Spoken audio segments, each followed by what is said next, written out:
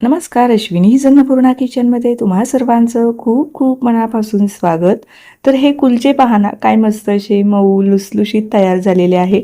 बऱ्याचदा आपण ढाब्यावर गेलो ना, हे आलू कुलचे आपण तिथे खाल्ले असेल, परंतु असे मस्त मसालेदार बटाट्याचे आलू कुलचे आज आपण तयार करतोय, जे बनवायला अतिशय सोपे आहे. अगदी पहिल्याच प्रयत्नामध्ये तुम्ही हे असे परफेक्ट मसालेदार आलू कुलचे घरीच बनवू शकता आणि यामध्ये आपल्याला काही जास्त तेलाचाही वापर करावा लागत नाही. तर आपण तेल न वापरता हे अगदी पाण्यावरतीच मस्त असे भाजून सुद्धा घेणार आहोत. चला तर मग वेळ न घालवता लगेचच आपल्या रेसिपीला आपण सुरुवात करूया. रेसिपी नेहमीप्रमाणेच अगदी साधी, सिंपल, सोपी आहे, त्यामुळे तुम्हाला नक्कीच आवडणार आहे. तर त्यासाठी रेसिपीला एक लाईक जरूर करा. तर सगळ्यात अगोदर कुलचे बनवण्यासाठीचं जे पीठ आहे ते मळून घेऊया. तर इथे मेजरिंग कपाने 2 कप आपल्याला मैदा घ्यायचा आहे.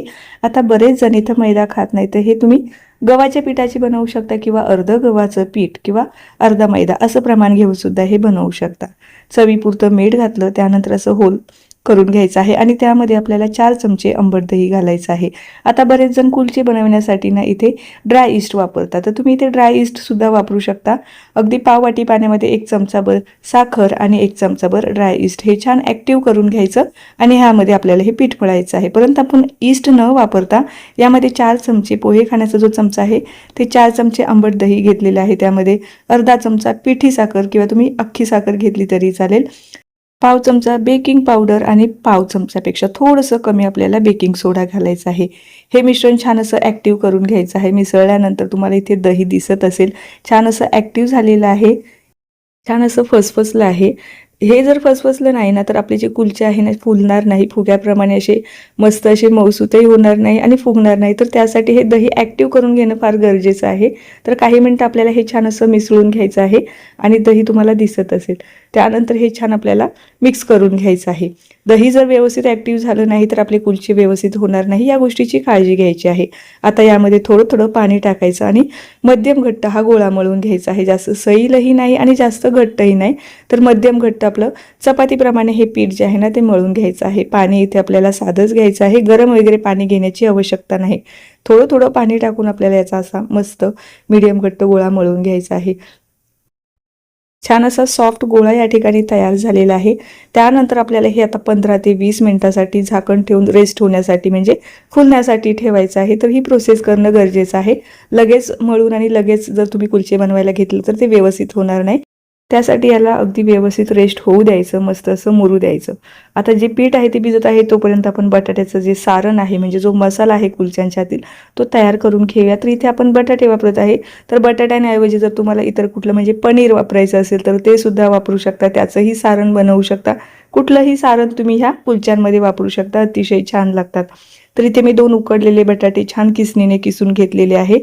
स्मॅश करून घेऊ नका, कारण थोडे मोठे मोठे जर तुकडे राहिले ना तर लाटताना ते व्यवस्थित लाटलंही जाणार नाही. त्याकरता काही बेसिक मसाले टाकून घेऊया. घरातलेच मी इथे मसाले वापरत आहे. हळद पावडर सोडून तुमच्याकडे जे काही मसाले असेल ना ते तुम्ही यामध्ये वापरायचं आहे, कारण हा मसाला कच्चा आहे ना, यामध्ये हळदीचा फ्लेवर चांगला येत नाही, त्यामुळे इथे हळद पावडर स्किप करायची आहे. त्यात मी लाल मिरची पावडर, धने पावडर, आमचूर पावडर, गरम मसाला, धने पावडर आणि हिरव्या मिरच्या, चवीपुरतं मीठ घातलेलं आहे. अगदी पाव चमच्यापेक्षा कमी आपल्याला इथे लसूण आल्याची पेस्ट सुद्धा घालायची आहे, किंवा तुम्ही लसूण, अद्रक, हिरवी मिरची थोडीशी उबडधोबड कट करून घातली तरी चालेल, परंतु हिरव्या मिरच्या मी थोड्याशा बारीक कट करून घेतलेल्या आहे. थोडीशी बारीक कापलेली कोथिंबीर घातलेली आहे आणि हे सगळे जिन्नस छान असे एकजीव करून घ्यायचे आहे. तर सगळा हा जो मसाला आहे ना आपल्या कुलच्यांच्या आतील हा तयार झालेला आहे. आता जेवढा मसाला आपण तयार केलेला आहे ना, जे पीठ मळलेलं आहे ना तेवढ्यासाठी अगदी परफेक्ट आहे. आपलं पीठही शिल्लक राहत नाही आणि जो आपण मसाला तयार केलेला आहे तो सुद्धा आपला शिल्लक राहत नाही. तर अगदी हे परफेक्ट प्रमाण मी इथे तुम्हाला सांगितलेलं आहे. पीठ आता 15 ते 20 मिनिटं झालेलं आहे, छान असं सॉफ्ट झालेलं आहे. आता याला थोडंसं तेल टाकून पुन्हा एकदा हाताने मळून घेऊया, एकजीव करून घेऊया. मस्त हे पीठ भिजलं गेलेलं आहे. असंच पीठ भिजलं ना तेव्हाच आपले कुलचे छान मऊ लुसलुशीत तयार होतात. आता तेलामध्ये मळून घेतल्याच्या नंतर याचे छोटे छोटे गोळे तयार करून घेऊया. साधारणतः आपले 6 कुलचे या ठिकाणी तयार होणार आहे. तर हे पहा, असे छोटे छोटे गोळे तयार करून घ्यायचे आहे. एकदाच सगळे गोळे तयार करून घेतले की नंतर लाटायला सुद्धा सोपं जातं आणि गोळे तयार करून झाल्याच्या नंतर झाकून ठेवायचं आहे, नाहीतर पीठ कडक झालं ना तर व्यवस्थित कुलचे होणार नाही. संपूर्ण गोळे एकदा बनवून घेतले, झाकून ठेवले, त्यातला एक गोळा घेतलेला आहे.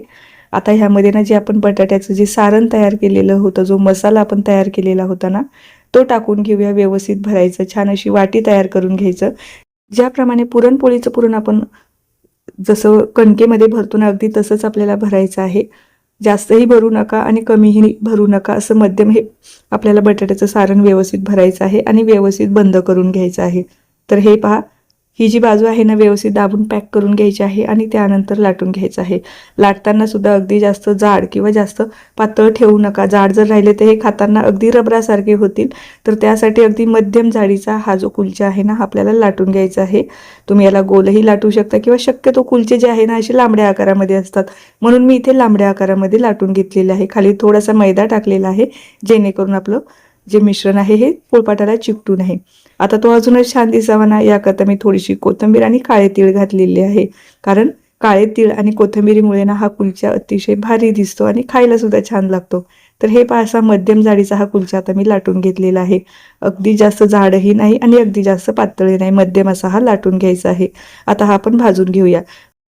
तर या ठिकाणी भाजण्यासाठी शक्यतो आपल्याला इथे नॉनस्टिक पॅन लागणार आहे. साध्या पॅनमध्ये हा तव्याला किंवा पॅनला चिकटणार आहे, तर त्यासाठी शक्यतो नॉनस्टिक पॅनच घ्यायचा आहे. आणि अगदी थोडंसं पाणी टाकायचं, पाणी छान उकळू द्यायचं आणि त्यानंतर आपल्याला हा जो कुलचा आहे ना यामध्ये घालायचा आहे. झाकण लावायचं आहे. जोपर्यंत पाणी पूर्णपणे हा एब्झॉर्ब करत नाही ना, तोपर्यंत झाकण काढायचं नाही.